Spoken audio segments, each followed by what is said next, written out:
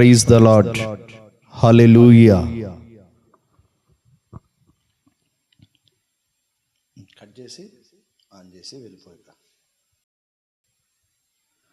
ప్రియమైన దేవుని బిడ్డలారా, మీ అందరికీ ప్రభువైన యేసుక్రీస్తు వారి నామమున ఈవేళ శుభాభివందనాలు తెలియపరుస్తూ ఉన్నాం. ఎలా ఉన్నారు నా ప్రియ దేవుని జనాంగమా? బాగున్నారా? Please subscribe my YouTube channel Bethel ministries Vadarevu. ప్రియమైన దేవుని బిడ్డలారా, ఈవేళ దేవుడిచ్చిన ఆలోచన బట్టి ఓ సందేశాన్ని మీ మధ్యకు తీసుకొని రావాలని ఆశపడుతూ ఉన్నాను. 68వ కీర్తనలో దేవుడు నాకు దయచేసిన మాట, మీతో మాట్లాడబోయే మాట. 68వ కీర్తనలో ఒక మాట ఉన్నది, ప్రభు స్తుతినందును గాక, అనుదినము మా భారము భరించుచున్నాడు. నా ప్రియ దేవుని బిడ్డలారా, దేవుడే మాకు రక్షణ కర్తయ్య ఉన్నాడు. దేవుడు మా పక్షమున పూర్ణ రక్షణ కలుగు చేయువాడై ఉన్నాడు. మరణమును తప్పించుట ప్రభువైన యెహోవా వశం. ప్రియమైన దేవుని బిడ్డలారా, దేవుడు స్తుతి నొందును గాక అన్న మాటని జ్ఞాపకం చేసుకుందాం. స్తుతులకు పాత్రుడు, స్తుతి నొందుటకు అర్హుడై ఉన్నటువంటి వాడు దేవాది దేవుడైన యేసయ్య. నా ప్రియ దేవుని బిడ్డలారా, ఆయన స్తుతులకు పాత్రుడు. స్తుతులకు పాత్రుడు. దేవుణ్ణి స్తుతించాలి. ఎందుకు ఆయన స్తుతించాలి అని అంటే, నా ప్రియ దేవుని బిడ్డ, వాక్య భాగాలు ఉన్నాయి. అనుదినము మా భారము భరించుచున్నాడు. ఈరోజు అనేక మందిని కదిపిస్తే, అనేక మందిని అడిగితే, అనేక మంది నోటిలో నుండి వచ్చే మాటలేంటో తెలుసా? అనేక రకాల భారాల్లో ఉన్నామన్నా, అప్పుల భారంలో ఉన్నామన్నా అని కొంతమంది చెప్తున్నారు.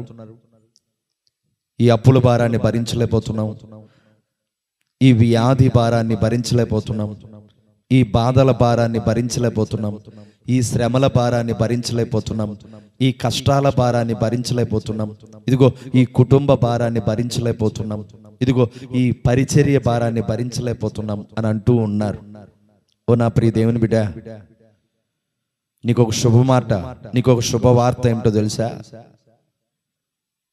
నీ భారాన్ని భరించే దేవుడు ఒకరున్నారు. ఆయనే నజరేయుడైన యేసుక్రీస్తు వారు. Praise the lord. నీ భారాన్ని భరించటానికి పరలోకం నుండి భూలోకానికి వచ్చాడు ఆయన. పాప భారాన్ని ఆయన భరించటానికి కల్వరి కొండ మీద శిలువ మీద వేలాడిన దేవుడు ఆయన. అప్పుల భారాన్ని భరించలేకపోతున్నానంటున్నావు, బాధల భారాన్ని భరించలేకపోతున్నానంటున్నావు, కుటుంబ భారాన్ని భరించలేకపోతున్నానంటున్నావు, పరిచర్య భారాన్ని భరించలేకపోతున్నానంటున్నావు, శ్రమల భారాన్ని భరించలేకపోతున్నానంటున్నావు. నీ భారం, పాప భారాన్ని భరించటానికి కల్వరి కొండ మీదకెక్కి ఇదిగో శిలువ మీద వేలాడి నీ కొరకు తన ప్రాణమే పెట్టిన అంత గొప్ప దేవుడు నీకున్నాడు. నీ భారం ఆయనకు అప్పగించు. నీ భారాన్ని ఆయన భరించే దేవుడు. యేసయ్య చేతిలో పెట్టి నీ భారాన్ని ఆయన భరించే దేవుడు. ఆ భరించే దేవుణ్ణి మనము కలిగి ఉన్నందుకు మనం ఆయన ఏం చేయాలి? స్తుతించాలి. స్తుతించాలి. స్తుతిస్తున్నావా? యెహోవాను స్తుతించుట మంచిది అని వాక్యం సెలవిస్తుంది. ఎందుకు ఆయన స్తుతించాలి? మన భారాన్ని భరించేది ఆయన ఒక్కడ మాత్రమే. Praise the lord. రెండో విషయం, దేవుడే మాకు రక్షణ కర్త అయి ఉన్నాడు. చూసారా? ఆయన ఒక్కడే రక్షణ కర్త. రక్షించే దేవుడు ఆయన ఒక్కడే. అన్ని నామముల కంటే పైనామము కలిగిన వాడు యేసుక్రీస్తు వారు. ఆయన నామము ద్వారానే సకల ప్రజలకు రక్షణ. ఇక దేని ద్వారా మనకు రక్షణ రాదండి? ధనము ద్వారా రక్షణ రాదు, బలగము ద్వారా రక్షణ రాదు, బలము ద్వారా రక్షణ రాదు, మనుషుల ద్వారా రక్షణ రాదు, అధిపతుల ద్వారా రక్షణ రాదు, నాయకుల ద్వారా రక్షణ రాదు, నీ నీతి క్రియల ద్వారా కూడా నీకు రక్షణ రాదు. ఒకే ఒక్కరి ద్వారానే రక్షణ. ఆయనే నజరేయుడైన యేసుక్రీస్తు వారి ద్వారా మాత్రమే. నా ప్రియ దేవుని బిడ్డ, అందుకు ఆయనను స్తుతించాలి. రక్షణ ఆయన ద్వారా మాత్రమే సాధ్యం. నీ పాపములు నా పాపములు, నీ శాపములు నా శాపములు, నీ దోషములు నా దోషములు సమస్తమన్నీ కూడా కల్వరి కొండ మీద శిలువ మీద వేలాడి తన ప్రాణాన్ని పెట్టడం ద్వారా, సాతానుని తన పాదముల చేత తొక్కటం ద్వారా, నా ప్రియ దేవుని బిడ్డలారా, సాతాను క్రియలను ఆయన లయపరచడానికి వచ్చాడు కాబట్టి, అపవాది తలంపులను ఆయన నాశనము చేయడానికి వచ్చిన దేవుడు కాబట్టి, ఆయన ద్వారా మాత్రమే రక్షణ ఉన్నదని గుర్తెరిగావా? గుర్తెరిగితే స్తుతించకుండా నువ్వు ఉండలేవు. 18 సంవత్సరాల వయసులో నా యేసయ్య రక్తంలో నేను కడగబడ్డాను, నన్ను ఆయన రక్షించాడు. నేటికి ఈ 36వ సంవత్సరంలో కూడా ఈ 18 సంవత్సరాలు నేను దేవుని బిడ్డగా మారి బాప్తీసం తీసుకున్న మొదటి దినము నుండి ఈ రోజు కూడా ఈ 18 సంవత్సరాల్లో ప్రతిదినము నా దేవుణ్ణి నేను స్తుతిస్తూ ఉంటాను. దేనికో తెలుసా? ఆయన నన్ను రక్షించాడు, తన రక్తంలో నన్ను కడిగాడు, తన బిడ్డగా నన్ను చేసుకున్నాడు, తన సొత్తుగా నన్ను చేసుకున్నాడు. ఆయన నన్ను రక్షించకపోయి ఉంటే నేనేమైపోయేవాడినో? నా పాపములు నన్ను మోక్షానికి తీసుకుని వెళ్ళలేవు. నా శాపము, నా మీద ఉన్న పూర్వీకుల పాపము నన్ను పరలోకానికి తీసుకుని వెళ్ళనివ్వదు. నరకపు పొలిమేరలో ఉన్న నన్ను ప్రభువైన యేసుక్రీస్తు వారు కనుగొని నిండు యవ్వన కాలంలో నన్ను ఆయన రక్షించుకున్నాడు. అందుకని నేను నా దేవుణ్ణి స్తుతిస్తూ ఉంటా. ఓ నా ప్రియ దేవుని బిడ్డ, ఉందా రక్షణ నీకు? రక్షణ లేకుండా ఉంటే రక్షకుడి దగ్గరికి రా. రక్షకుడు కార్చిన రక్తంలో కడగబడటానికి సిద్ధపడు. ఒకవేళ ఆల్రెడీ నువ్వు రక్షించబడి ఉంటే ప్రతి దినము నిత్యము ఆయన్ని స్తుతిస్తూ ఉండు. మూడో విషయం, దేవుడు మా పక్షమున పూర్ణ రక్షణ కలుగు చేయవాడై ఉన్నాడు. Praise the lord. పూర్ణ రక్షణ, పూర్ణ రక్షణ. నా ప్రియ దేవుని బిడ్డ, రక్షించటం మాత్రమే కాదు, సంపూర్ణమైన రక్షణ నీ కలుగు చేసేవాడు ప్రభువైన యేసుక్రీస్తు వారు మాత్రమే. సంపూర్ణ రక్షణ. రక్షించబడ్డావు, బాప్తిసం తీసుకున్నావు, అందరితో ఆగిపోలేదు. కృప వెంబడి కృపలోకి నువ్వు వెళ్ళబోతున్నావు. రక్షణ నుండి పూర్ణ రక్షణలోకి నువ్వు వెళ్ళబోతున్నావు. ఆనందంలో నుండి రక్షణానందంలోకి నువ్వు వెళ్ళబోతున్నావు. అలా వెళ్ళేటట్లుగా చేయగలిగిన వారు నజరేయుడైన యేసుక్రీస్తు వారు మాత్రమే. స్తుతించాయన్ని. నాలుగో విషయం, మరణమును తప్పించుట ప్రభువైన యెహోవా వశం. జీవ మరణాలు ప్రభు చేతిలో ఉన్నవండి, ప్రభు చేతిలో ఉన్నాయి. ఎన్ని దినాలు నీకు మరణకరమైన పరిస్థితులు ఎదురైనప్పుడు ప్రభు నిన్ను తప్పించలేదు? ప్రతిదినము ఏదో ఒక సమయంలో, ప్రతిదినము ఏదో ఒక సందర్భంలో మరణకరమైన పరిస్థితి నీకు ఎదురైనప్పుడు ప్రభు నిన్ను తప్పించలేదా? ఎన్నోసార్లు నువ్వు రోడ్డు మీద వెళ్ళేటప్పుడు బైక్ యాక్సిడెంట్ అయినా కూడా నువ్వు ఇంకా బ్రతికే ఉన్నావంటే మరణాన్ని తప్పించలేదా దేవుడు? రైలు ఎక్కేటప్పుడు, రైలు దిగేటప్పుడు మరణకరమైన పరిస్థితులు ఎదురైనాయి, దేవుడు నిన్ను తప్పించలేదా? కరోనా కాలంలో కోట్లకు పడగలెత్తిన వాళ్ళు కూడా కనుమరుగైపోయారు. సమాధులు కూడా దొరకలేదు వాళ్ళని పూడ్చిపెడతాకి. కుటుంబాలకి, బంధువులకు కూడా వారి ముఖము చూపించకుండానే దహించి వేశారు, కాల్చి వేశారు. అటువంటి కరోనా కాలంలో కూడా మరణమును ప్రభు నీ మీదకి రానివ్వకుండా తప్పించలేదా? లేకపోతే ఎప్పుడో మట్టిలో కలిసిపోవలసిన వాళ్ళం మనం. కానీ ఇంకా బ్రతుకున్నామంటే కేవలం అది దేవుని కృప కాదా? స్తుతిస్తున్నావా? ఈరోజు మనం బ్రతుకున్నామంటే, ఈరోజు మనం జీవిస్తున్నామంటే, ఈరోజు ఇంకా సజీవంగా ఉన్నామంటే ఆ దేవుని కృపేగా.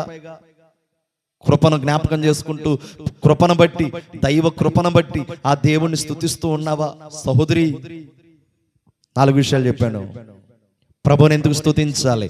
ఆయన మన భారాన్ని భరించేవాడు కాబట్టి. ప్రభువుని ఎందుకు స్తుతించాలి? ఆయన మనందరి కొరకు శిలువ మీద వేలాడి తన ప్రాణం పెట్టి తన రక్తంలో మనల్ని కడిగి మనకు రక్షణ ఇచ్చాడు.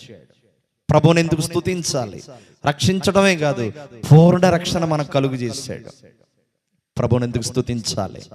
మరణకరమైన పరిస్థితులు సంభవించిన మరణాన్ని తప్పించాడు కాబట్టి ఆయన మనం స్తుతిస్తూ ఉండాలి. ఓ నా ప్రియ దేవుని బిడ్డ, స్తుతిస్తే నీ స్థితి మారిపోద్ది. స్తుతించి చూడు నీ స్థితి ఎలా మారిపోద్దో. స్తుతించడం అలవాటు చేసుకో. అరుణోదయమున లేచి స్తుతించు. మధ్యాహ్న కాలమున స్తుతించు, రాత్రి వేళలో కూడా స్తుతించు. స్తుతి స్తుతి స్తుతి. నీ జీవితంలో స్తుతికి ఎక్కువ ప్రాధాన్యత ఇవ్వు. నీ జీవితంలో స్తుతికి ఎక్కువ సమయం ఇవ్వు. నీ జీవితంలో స్తుతించడానికి సమయాన్ని కేటాయించు. స్తుతించడం అలవాటు చేసుకో, స్తుతించటం నేర్చుకో. బైబిల్ గ్రంథంలో నా ప్రియ దేవుని బిడ్డ, స్తుతించిన వాళ్ళందరూ రాజ్యాలను ఏలేరు. స్తుతించిన వాళ్ళు శత్రువులను అనగదొక్కారు. స్తుతించిన వాళ్ళు రాజుల ఎదుట నిలబడ్డారు. దేవుణ్ణి స్తుతించిన వాళ్ళు గొప్పోళ్ళు అయ్యారు. నువ్వు కూడా గొప్పవాడు కావాలనుందా? నీవు కూడా నీవున్న ప్రాంతంలో ఉన్నతమైన శిఖరాలకు చేరాలనుందా? అయితే స్తుతించు. అరుణోదయమును లేచి మోకరించి ప్రార్థనకు ప్రారంభంలో ప్రభువును స్తుతించడం ప్రారంభించు. నీకున్న కష్టకాలంలో కూడా స్తుతించు. నీకున్న నష్టకాలంలో స్తుతించు. నీకున్న మరణకరమైన పరిస్థితులు ఎదురైనా స్తుతిస్తూ ఉండు. భక్తుడైన యోబు గారు తన స్థితి బాగున్నప్పుడు స్తుతించాడు. తన స్థితి పేక మెడల కూలిపోయినప్పుడు కూడా స్తుతించాడు. 10 మంది బిడ్డలు తన కలిగి ఉన్నప్పుడు స్తుతించాడు. ఒక్క రోజులో 10 మంది బిడ్డలను కోల్పోయినప్పుడు కూడా స్తుతించాడు. తను ఐశ్వర్యవంతుడుగా ఉన్నప్పుడు స్తుతించాడు. తను భేదవాడైపోయినప్పుడు కూడా స్తుతించాడు. తను ఆరోగ్యంగా ఉన్నప్పుడు స్తుతించాడు. తను రోగిగా మారినప్పుడు స్తుతించాడు.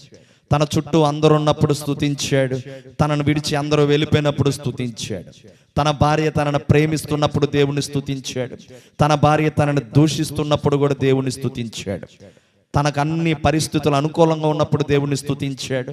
తన పరిస్థితులన్నీ కూడా అల్లకొల్లంగా మారినప్పుడు కూడా దేవుణ్ణి స్తుతించాడు. ఎప్పుడు స్తుతి మానలా, స్తుతి చేయటం మానలా, స్తుతి చేయటం మరిచిపోలా, స్తుతించటం ప్రక్కన పెట్టలా. అందుకే యోబు తన పూర్వపు స్థితి కంటే 2 దీవెనలు పొందుకున్న వ్యక్తిగా కనబడుతూ ఉన్నాడు. Praise the lord. స్తుతించడం నేర్చుకో. స్తుతి నీ జీవితంలో, నీ ప్రార్థన జీవితంలో, నీ ఆత్మీయ జీవితంలో ఒక భాగమైపోవాలి.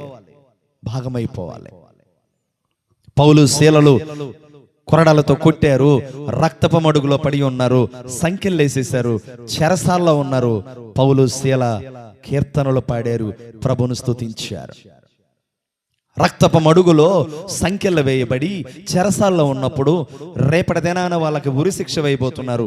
అటువంటి సమయంలో ఆ రాత్రి వేళ వారు ఎలా స్తుతించగలిగారు? నా ప్రియ దేవుని బిడ్డ, స్తుతించారు. భూకంపం వచ్చింది, స్తుతించారు. సంఖ్యలు తెగిపోయినాయి, స్తుతించారు. బంధకాలు తెగిపోయినాయి, స్తుతించారు. విడుదల వచ్చింది. నా ప్రియ దేవుని బిడ్డ, నీ జీవితంలో సమస్యలనే సంఖ్యలు ఇంకా నీకు ఉన్నాయి కదా.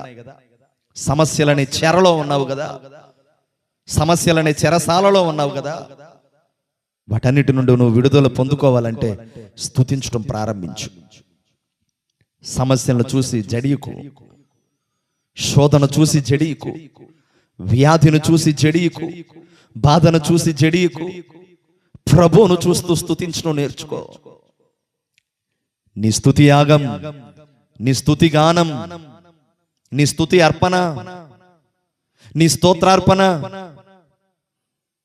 ప్రభు నిన్ను ఉన్నతమైన స్థితికి తీసుకొని వెళ్ళబోతున్నాడు బిడ్డ. నీవు చేసే స్తుతి నీ స్థితిని మార్చడానికి సిద్ధమవుతుంది తెలుసా. కష్టకాలంలో నువ్వు చేసే స్తుతి నీ చుట్టూ ఉన్నవారు ఆశ్చర్యపడేలా చేసింది తెలుసా. నువ్వు చేసే స్తుతిని బట్టి, నువ్వు అర్పించే స్తోత్రార్పణను బట్టి, నువ్వు చేసే స్తుతి యాగమును బట్టి నీ జీవితం ఓ అద్భుతమైన జీవితంగా నా దేవుడు మార్చబోతున్నాడు. ఈ రాత్రే స్తుతించడం ప్రారంభించు.